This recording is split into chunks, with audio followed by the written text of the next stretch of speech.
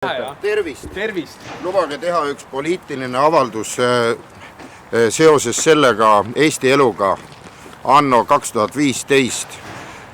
Ma julgen väita, et Savisaare korruptsiooniskandaal on tegelikult Keskerakonna ja Kapo ühine vandenõu, et kinni mätsida ja varjutada meie etenduse Roadshow Eesti 99 olemasolu ja lavale tulekut.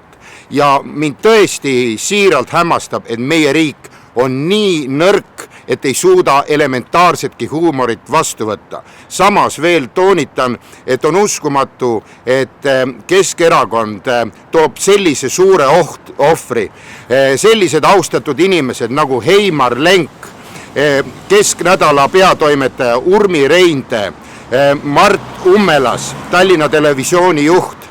Ma ei oleks iial uskunud, et selline valskus, selline silmakirjalikkus käib ja nüüd, kus inimene on haavatud, kõige haavatumam ja nõrk, te lihtsalt toote inimese ohvriks ja kellega koos kaitsepolitseiga.